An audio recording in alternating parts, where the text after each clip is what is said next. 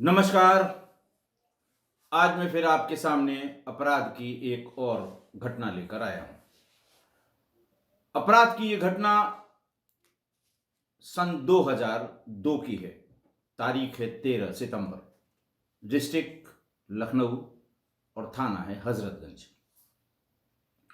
हजरतगंज में हजरतगंज चौराहे से निशादगंज को जाने वाली जो मेन रोड है उसे अशोक मार्ग कहते हैं। बहुत फेमस माइलस्टोन है वो लखनऊ का, क्योंकि अशोक मार्ग के दोनों तरफ सारी बड़ी सरकारी मशीनरीज के दफ्तर हैं। और उसी जवाहर भवन, जिसमें एक इंदिरा भवन है, एक जवाहर भवन है, एक पहले जो अपट्रॉन था उसकी बिल्डिंग है, श्री राम टावर है, शक्ति भवन है, डीआरएम ऑफिस है और इनकम टैक्स ऑफिस है। दोनों तरफ मिला के ये बड़े बड़े ऑफिस हैं। उसी में जवाहर भवन के सामने एक होटल है, रामकृष्ण होटल। बहुत पुराना होटल है और उसके कोई बहुत लेविश या स्टार्ड होटल नहीं है कि 4 स्टार 5 स्टार हो, लेकिन ये इतना पुराना है कि उस जमाने में प्रदेश के बाहर से आने वाले लोग जो अपने सरकारी काम से लखनऊ आते थे या अब भी आते हैं, वो वहां पर रुकना पसंद करते हैं, जिनमें राजनीतिक पार्टियों के लोग, नेता और ऐसे लोग जिनका काम सरकारी दफ्तरों में होता है। कारण उसका यह है, बहुत अच्छा न होने के बाद भी उसकी ऑक्यूपेंसी इसलिए फुल रहती है कि वहां से ये सारे दफ्तर जिनका नाम मैंने अभी लिया सब वॉकिंग डिस्टेंस पे हैं। पुलिस के बहुत ढेर सारे दफ्तर पहले इंदिरा भवन में हुआ करते थे, जवाहर भवन में हुआ करते थे। शक्ति भवन बिजली विभाग का प्रदेश का हेडक्वार्टर है, इनकम टैक्स का ऑफिस वहीं पे है और रेलवेज का डीआरएम का दफ्तर भी वहीं पर है। और भी छोटे मोटे बहुत से ऑफिस हैं। तो इस होटल में 13 तारीख की शाम को करीब 6:30 बजे एक फोन हजरतगंज थाने पर गया कि साहब, हमारे यहाँ के रूम नंबर 25 यानी कमरा नंबर 25 में एक व्यक्ति की लाश पड़ी है। देखकर यह लगता है कि इसकी हत्या की गई है। सूचना गंभीर थी। इंस्पेक्टर हजरतगंज फौरन फोर्स के साथ उस रामकृष्ण होटल में पहुंच गए। रूम नंबर 25 को खुलवा कर देखा गया। फर्श पर एक लाश पड़ी हुई थी, जिसका गला रस्सी से अच्छी तरह कसा हुआ था। सिर में 2 जगह चोट थी, जिससे खून रिस रहा था। पहनावे से बहुत अप टू डेट टाइप का आदमी लगता है। बढ़िया शर्ट, बढ़िया पैंट और सैंडल पहने हुए था। थोड़ी देर उसको पहचान करने की जो स्टाफ है रामकृष्ण होटल का, मैनेजर हैं, वेटर्स हैं, उन्होंने कोशिश की ये जानने की कि आखिर ये कौन हो सकता है। सभी ने पहचानने से इनकार कर दिया। ये बताया गया कि कल यानी 12 सितंबर की शाम को 6 बजे राजेश त्रिपाठी नाम के एक व्यक्ति ने इस कमरे में एंट्री ली थी, जिसने अपना नाम और पता रिसेप्शन पर लिखवाया था। बहरहाल पुलिस का उस समय प्राइमरी कंसर्न था कि इस लाश की पहचान कैसे हो। देखने में लग रहा था कि दिन में किसी वक्त ये हत्या की गई है। शाम को इस हत्या का पता लगा। 9 साढ़े 9 बज गए, लेकिन ये नहीं पता लग पा रहा था कि ये लाश किसकी है। कपड़ों की तलाशी ली गई, पहचान वाली कोई चीज नहीं मिली। फिर ये ध्यान आया कि शर्ट तो रेडीमेड लग रही है, पैंट स्टिच्ड है यानी सिली हुई है। इसमें हो सकता है टेलर का स्लिप, टेलर की जो लेबल होता है वो लगा हुआ हो। जहां पर आप बेल्ट लगाते हैं वहीं पर हुक वाले हिस्से की तरफ भीतर हमेशा जो पुराने लोग हैं, अब तो खैर ब्रांडेड कपड़ों का चलन हो गया, पहले 90% लोग सिलवा कर कपड़ा पहनते थे और उसमें शर्ट के पीछे भी और पैंट में भी वो जहाँ बकल जहाँ लगाते हैं, जहाँ उसको फाइनली बटन से टाइट करते हैं, या वो स्ट्रिप जिसके ऊपर बेल्ट लगाई जाती है, उसमें भीतर की तरफ लेबल लगा होता है। उसको खोलकर देखा गया और वाकई वो टेलर की सिली हुई पैंट थी और उसमें लीला ब्रदर्स हजरतगंज का लेबल लगा हुआ था।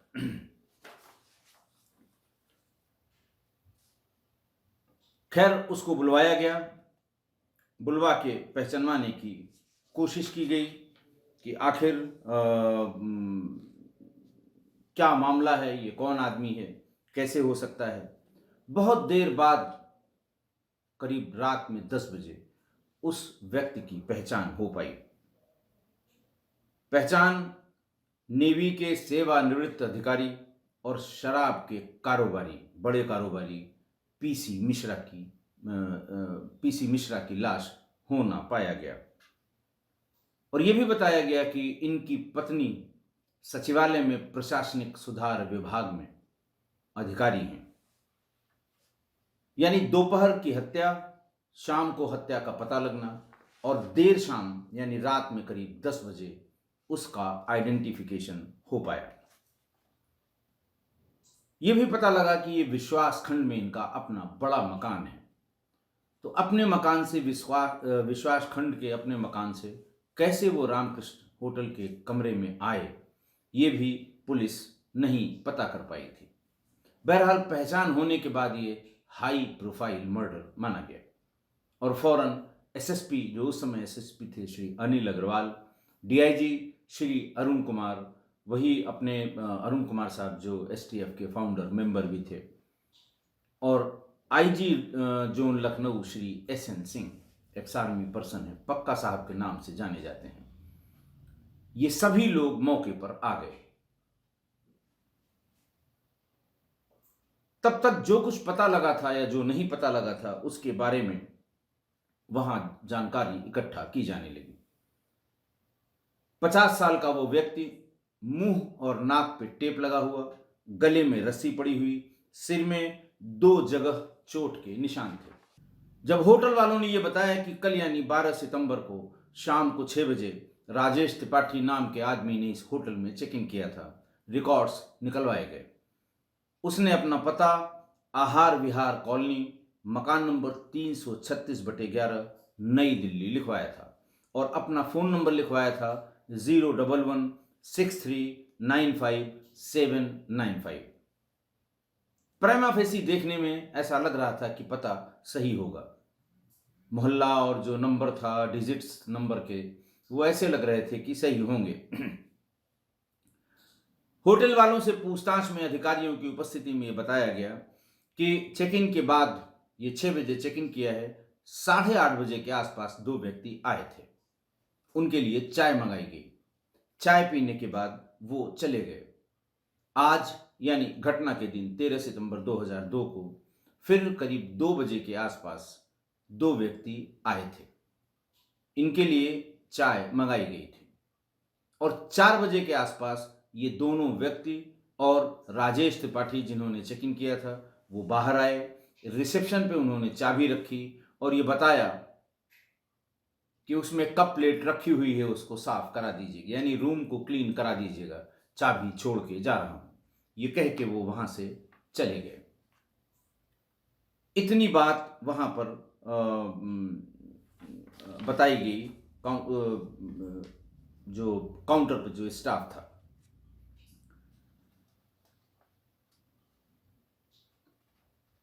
छह बजे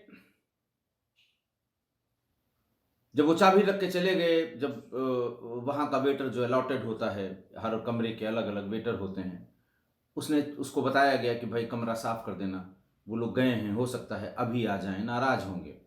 6 बजे वेटर वो चाबी लेके गया, ताला खोला तो देखा वहां पर रक्त रंजित लाश फर्श पर पड़ी हुई है। पुलिस ने फौरन दिल्ली पुलिस को खबर की और जो पता दिया हुआ था उसको वेरीफाई करने के लिए कहा। दिल्ली पुलिस ने बताया कि यह पता गलत है, आहार विहार कॉलोनी नाम की कोई जगह दिल्ली में नहीं है।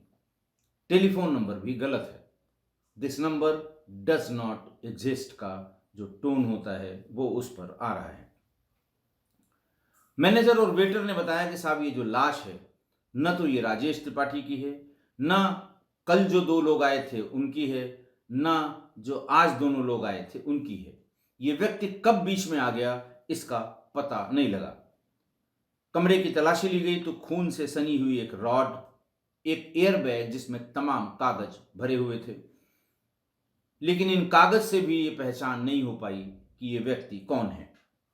मैंने आपको बताया कि जो पहचान का कारण बना, उस समय आप सोचिए कि किस तरह से पुलिस को मेहनत करनी पड़ती थी सिर्फ पहचान एस्टेब्लिश करने के लिए, कि पैंट पर लगे हुए लेबल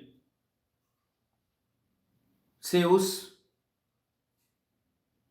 टेलर को बुलाया गया, लीला ब्रदर्स के। टेलर ने पैंट देखी, कदकाठी देखी, उसके पास जो सामान था, हाथ पैर देखे, सैंडल देखी। उसने कहा, साहब मुझे ऐसा लगता है कि ये गोमती नगर वाले पीसी मिश्रा साहब हैं, जिनका शराब का व्यवसाय है, क्योंकि वो हमेशा सैंडल पहनते हैं, वो जूते नहीं पहनते, और ये पैंट भी मेरी ही सिली हुई है। इसकी नाप मेरे यहाँ बुक्स में, जो कॉपी हम लोग रखते हैं, उसमें दर्ज की गई होगी, पर ये मेरी शंका है, ये मेरा अंदाजा है। उनके घर पे संपर्क किया गया, जो कुछ उसने बताया कहाँ रहते हैं, क्योंकि कभी कभी वो उनके घर पर भी नाप लेने जाता था। उनके घर पे संपर्क किया गया तो ये बताया गया कि वो अपने डार्क गोल्डन कलर की ओपेल एस्ट्रा गाड़ी, जिसका नंबर UP32AA2369 था, उससे दिन में करीब 1 बजे निकले थे। 2 बजे के बाद जब घर में किसी ने संपर्क करने की कोशिश की थी तो उनका मोबाइल फ़ोन ऑफ था, यानी उनके पास उस समय 2002 में मोबाइल फ़ोन भी आ गया था। आप इससे उनके स्टेटस का पता कर सकते हैं और ये भी पता कर सकते हैं कि क्यों सारे अधिकारी भागकर मौके पर आए थे। इसी बीच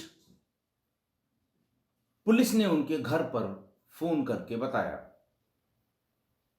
कि टेलर ने ऐसा ऐसा बताया है उस पैंट को देखकर, कृपा करके इनको पहचानने वाले किसी आदमी या औरत को भेज दें ताकि हम इनकी आइडेंटिटी को इस्टेब्लिश कर सकें।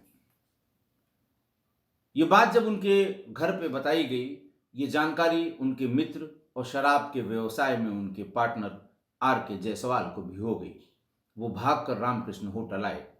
उन्होंने देखा और तुरंत पहचान लिया कि ये श्री प्रभात चंद्र मिश्र हैं, PC मिश्र हैं, और ये भी बताया कि विश्वास खंड के मकान नंबर 2/170 में रहते हैं।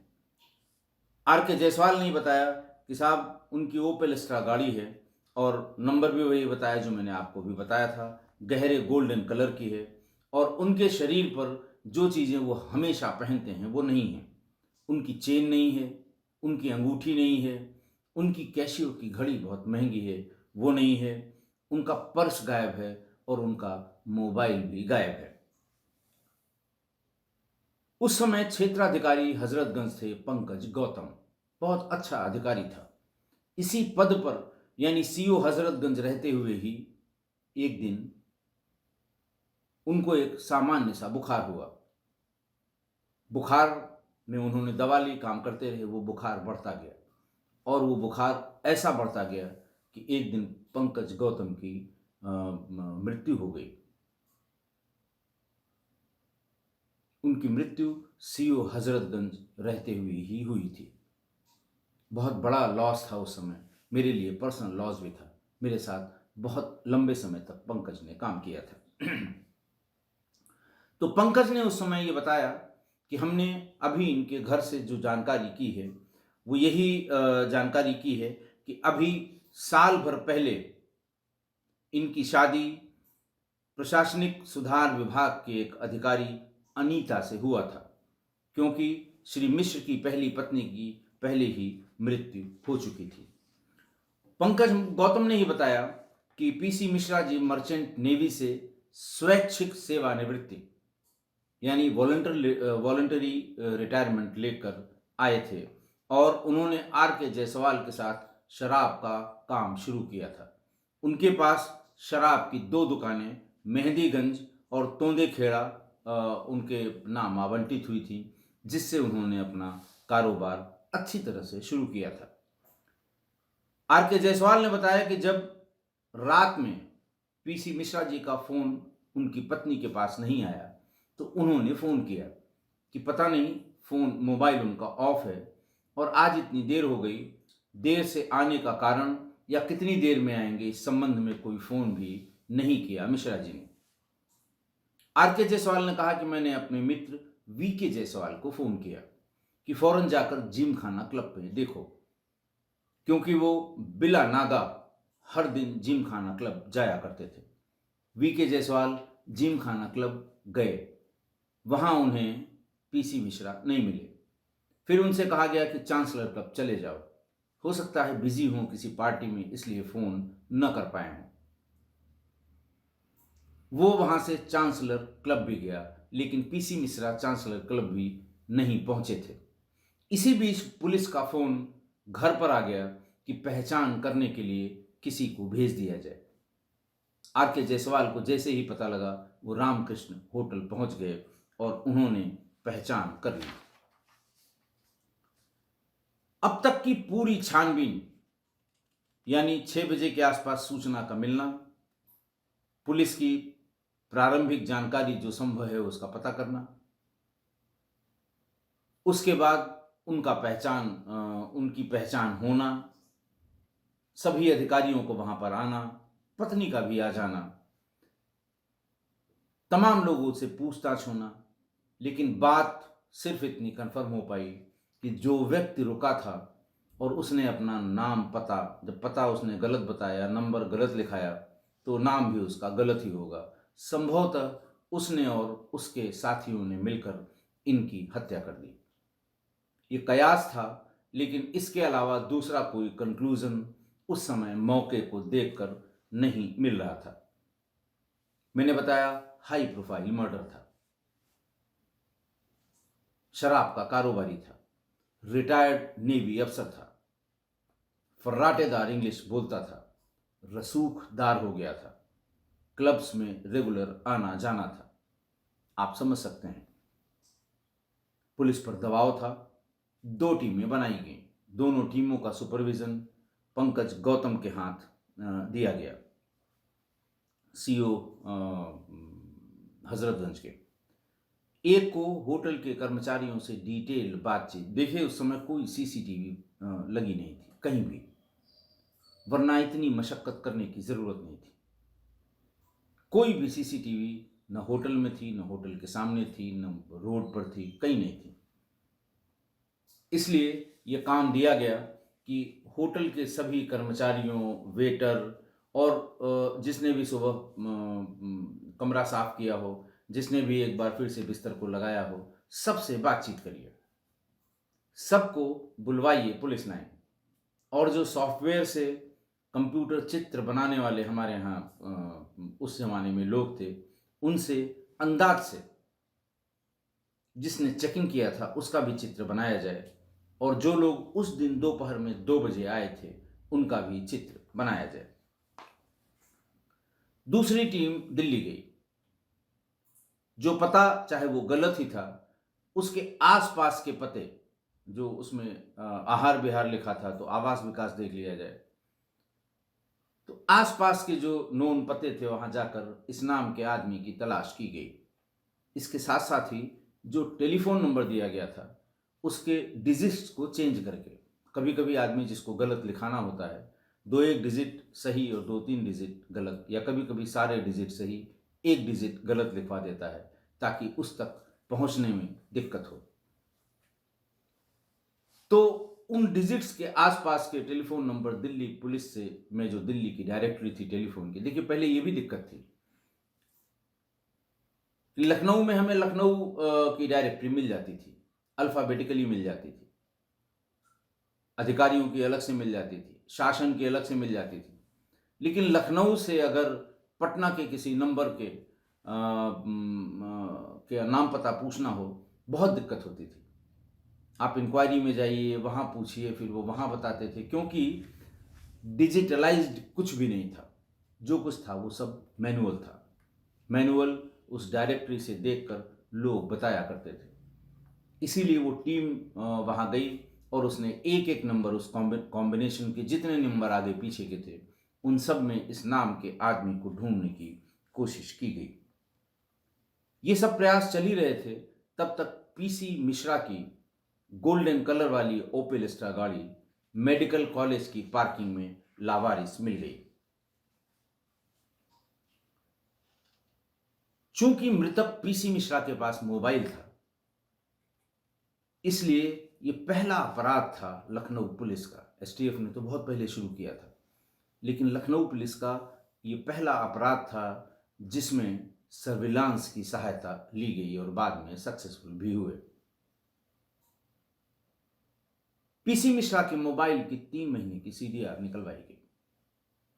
उस समय सीडीआर एनालिसिस के सॉफ्टवेयर नहीं हुआ करते थे। एक्सेल शीट पे या उसको प्रिंट करा के मैनुअली उसको छांटा जाता था कि ये नंबर कितनी बार हुआ, कितने बजे हुआ, क्या हुआ। कोई सॉफ्टवेयर उपलब्ध नहीं था, लिहाजा 3 महीने की जो सीडीआर निकाली गई उसके नंबर छांटे गए, रिपीटिशंस के नंबर छांटे गए, दिन के रात के नंबर छांटे गए। जो उस समय सामान्य छांटने की प्रक्रिया थी वो छांटी गई। 80% नंबर लैंडलाइन के थे, चाहे वो इनकमिंग रहे हों, चाहे मृतक के मोबाइल से आउटगोइंग रहे हों। कारण यही था कि उस समय मोबाइल सिर्फ अभिजात्य वर्ग के हाथ में था, उन्हीं की पहुंच में था। कॉल महंगी थी, सेट महंगा था, स्टेटस सिंबल था उस समय। जिसके हाथ में मोबाइल आदमी देखता था तो वो यही जान जाता था कि ये आदमी बड़ा आदमी है, इसके पास मोबाइल है। सारे लैंडलाइन नंबर्स को उसका एक क्राइटेरिया बनाया गया, या तो वो सरकारी कार्यालयों के थे या अधिकारियों के घरों के नंबर थे। उसके अलावा जो जो नंबर थे उनको एक एक करके फिजिकली वेरीफाई किया गया। इसी बीच में मैनुअल एनालिसिस करने वाले लोगों ने एक चीज नोटिस की कि पीसी मिश्रा के मोबाइल फोन पर 3 होटलों के पीसीओ से फोन किए गए। एक अमीनाबाद के सेंट्रल होटल से, दूसरा हजरतगंज के चरण होटल से और तीसरा रामकृष्ण होटल से। होटल में पहले अपने रुकने वालों की सुविधा के लिए पीसीओ खोल दिए जाते थे। लगभग सारे होटल्स में पीसीओ हुआ करते थे ताकि जो उनके इनमेट्स हैं वो पीसीओ से जहाँ कहीं उनको संपर्क करना हो वो फ़ोन का इस्तेमाल कर सकें।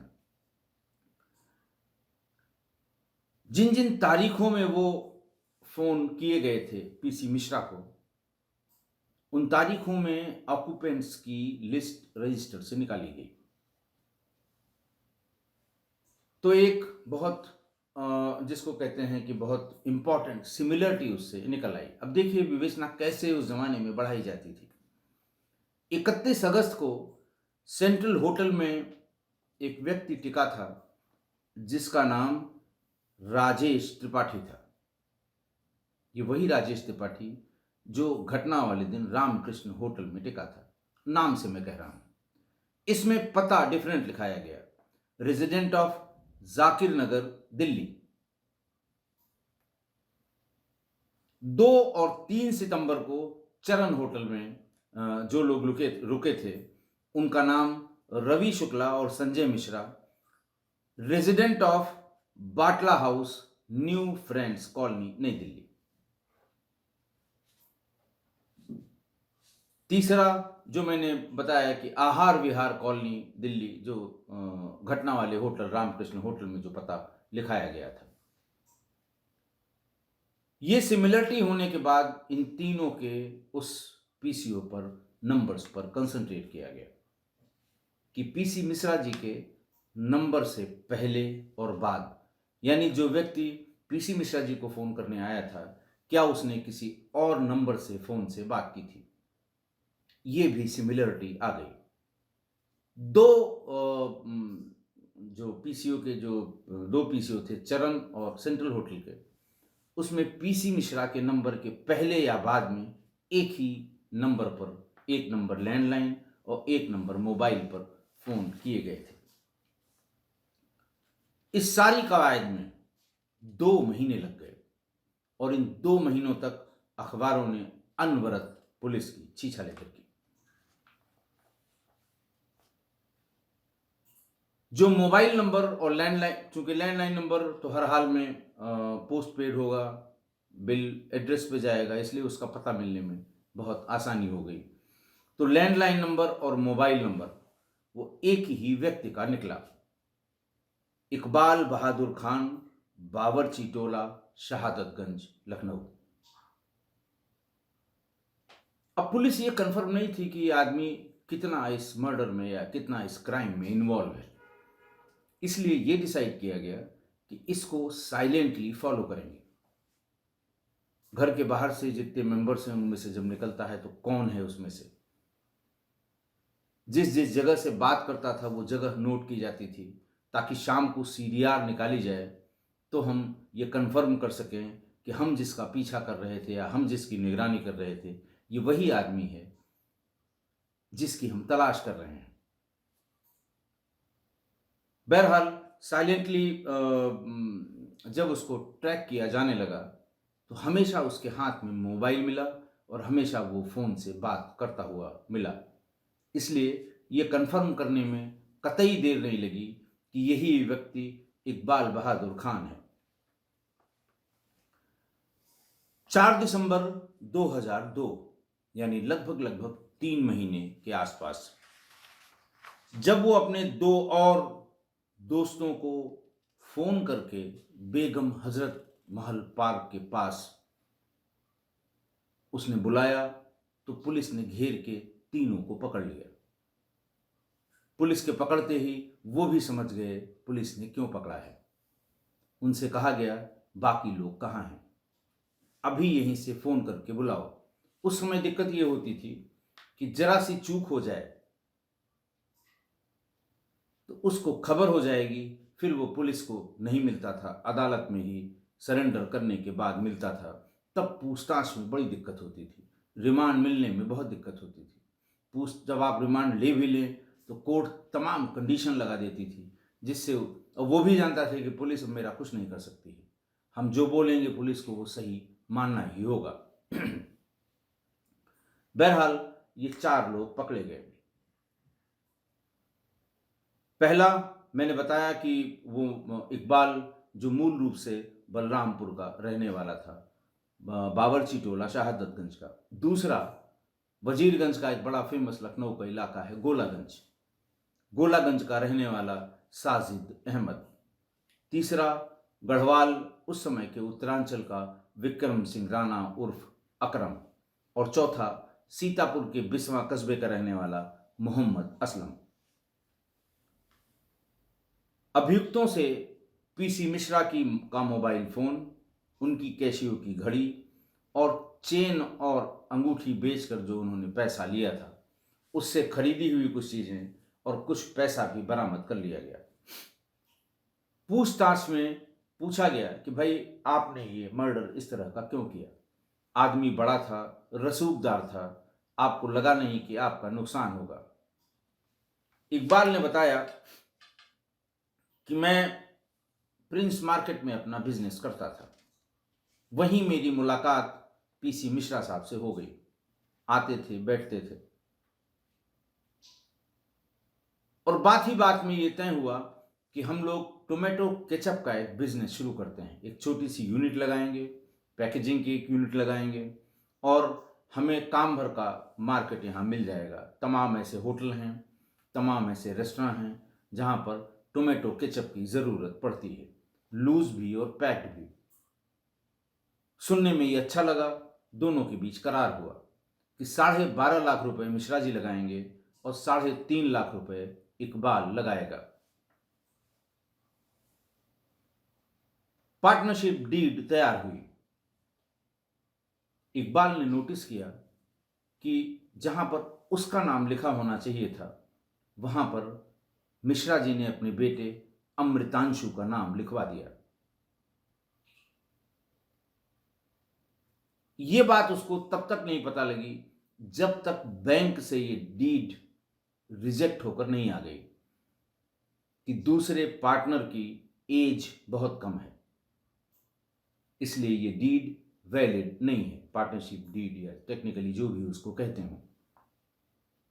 इस बात पर उसका मनमुटाव भी हुआ और कहासुनी भी हुई। पीसी मिश्रा ये कह के निकल गए कि ये गलती से लिख गया, मैं कुछ और लिखाना चाह रहा था, या मैं कहीं और इसका नाम लिखाना चाह रहा था, इसमें लिख गया, और फौरन उसको करेक्ट करके इकबाल का नाम उस पार्टनरशिप डीड में डाल दिया। लेकिन इकबाल के मन में शंका हो गई। डीड जैसे ही बैंक में एक्सेप्ट हुई, 3 दिन बाद ही इकबाल ने कहा कि साहब ये बिजनेस मैं नहीं कर पाऊंगा, और आपके साथ तो बिल्कुल नहीं कर पाऊंगा, हमारा 3.5 लाख रुपया वापस कर दीजिए। इकबाल ने आगे बताया कि मिश्रा जी इसको टालते रहे, टालते टालते करीब 1 साल हो गए। एक दिन हम अपने कुछ दोस्तों के साथ उनके पास ये कहने गए कि साहब साल भर हो गया है, हमारा कुछ पैसा दे दीजिए, थोड़ा थोड़ा करके वापस कर दीजिए, हमें दिक्कत हो रही है, हमने भी किसी से मांग के ये पैसा आपको दिया था। उस समय मिश्रा जी गरजने लगे कि तुम मुझको जानते नहीं हो, अभी मैं चाहूं तो 5 मिनट में यहीं से जेल चले जाओगे, पैसा दे दिया है तो भूल जाओ, जब किसी दूसरे बिजनेस में कोई प्रॉफिट होगा तब मैं बुलाकर दे दूंगा, और खबरदार दोबारा मेरे दरवाजे पर आए। मायूस होकर इकबाल चला गया। इकबाल ने कहा कि उसी दिन मैंने सोच लिया कि मैं इसकी हत्या करूंगा।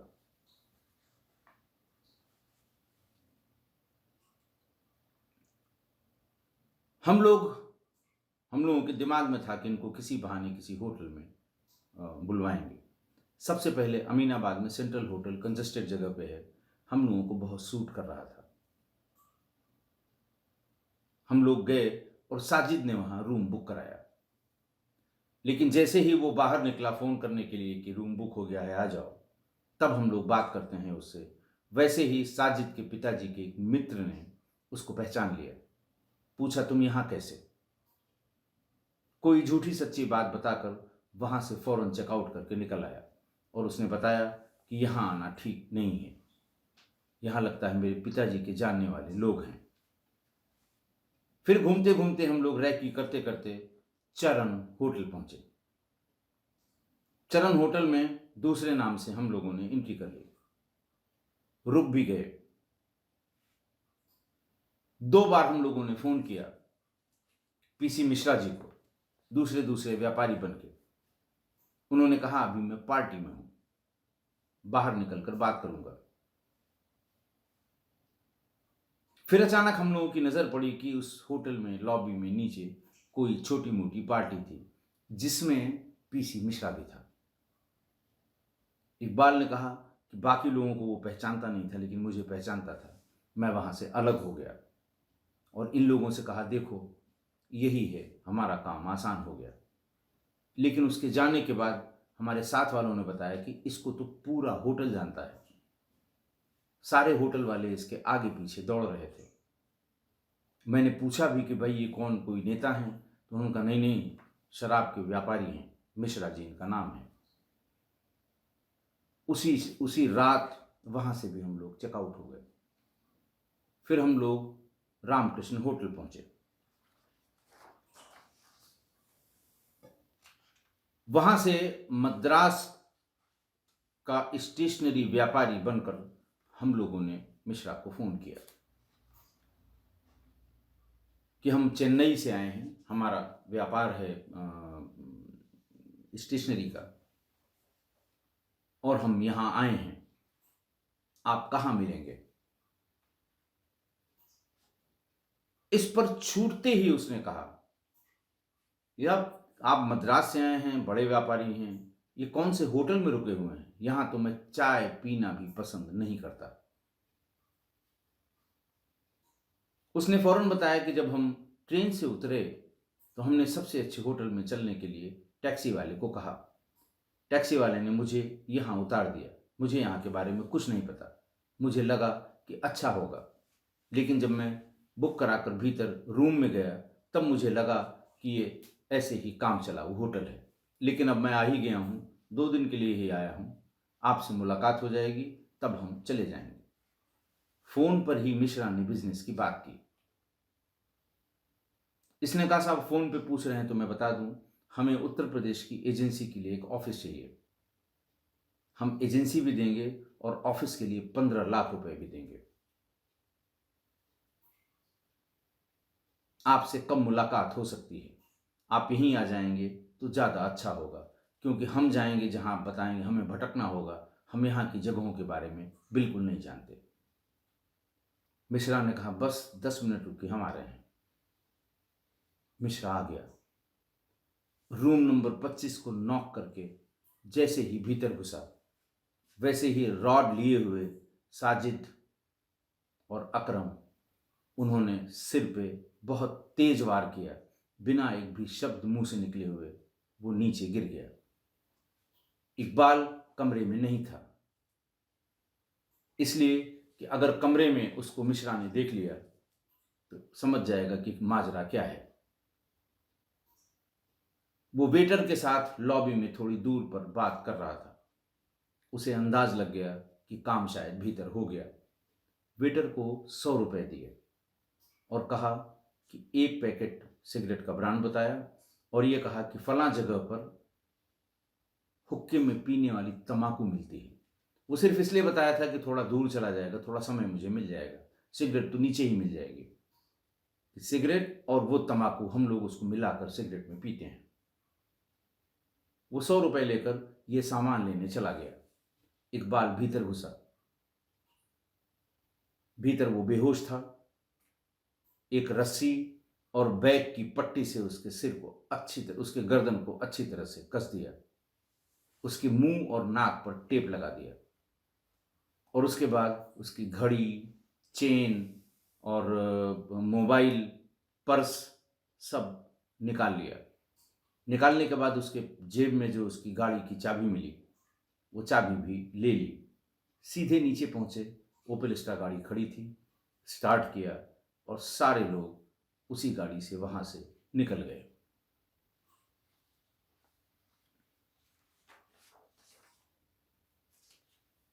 चारों को गिरफ्तार करके जेल भेज दिया गया। फॉरेंसिक एविडेंस जो उस समय मौके पर डॉग स्क्वाड और फॉरेंसिक्स वाले आए थे, फिंगरप्रिंट एक्सपर्ट्स आए थे, वीडियोग्राफी फोटोग्राफी हुई थी, उतनी ही फॉरेंसिक एविडेंस थी। दूसरी कॉल डिटेल की, लेकिन उसके पहले, इस घटना के पहले कभी उसे केस डायरी में इस्तेमाल नहीं किया गया था, यानी कोर्ट के पर्पज से उसको इस्तेमाल अब तक नहीं किया गया था, अब उसे किया जाना था। जानकारी के मुताबिक इन 4 में से इकबाल और साजिद को आजीवन कारावास हुई, बाकी 2 बाइज्जत बरी हो गए। उसके बाद संभवतः ये कहीं अपील में पड़ा हुआ है। आज की घटना। मृतक पीसी मिश्रा जल्दी अमीर बनने, जल्दी बड़े बिजनेसमैन बनने, जल्दी प्रतिष्ठित होने के चक्कर में जान से हाथ धो बैठे। बहुत तेज स्पीड उसने पकड़ ली। जो कुछ चाहिए वो बहुत जल्दी चाहिए। यही सब कुछ दिमाग में था, इसीलिए मर्चेंट नेवी की नौकरी में उसने इस्तीफा दिया, अपनी स्वेच्छा से वॉलंटरी रिटायरमेंट लिया। उसके दिमाग में था कि हम कुछ करेंगे और बहुत जल्दी बहुत बड़े आदमी हो जाएंगे। आप देखिए, पार्टनर डीड में जिस व्यवसाय के लिए उसको 12.5 लाख रुपए देने थे, उस अमाउंट के कंपैरिजन में इकबाल का 3.5 लाख कोई बहुत बड़ा अमाउंट नहीं था। लेकिन उसके मन में लालच आ गई और वो इकबाल पर रौब गालिब करने लगा कि तुम मेरा क्या कर लोगे। और फिर एक अनजान व्यक्ति ने टेलीफोन कॉल पर सिर्फ ये कहा कि हम 15 लाख रुपए देंगे एजेंसी दे के उसके ऑफिस को एस्टेब्लिश करने में। अब चूंकि उसके मन में या उसके व्यक्तित्व में या उसके दिमाग में सिर्फ यही चल रहा था कि पैसा मिले कहीं से मिले, व्यापार मिले कहीं से मिले, पैसा और व्यापार दोनों एक साथ इतनी जल्दी मिल जाएंगे, इस लालच में वो रामकृष्ण होटल पहुंच गया और अपनी जान से हाथ धो बैठा। इसीलिए एक बहुत फेमस और बहुत चलने वाली कहावत है, लालच बुरी बलाए। आशा है आप मेरी इस बात से सहमत होंगे। आज के लिए इतना ही। बहुत बहुत धन्यवाद।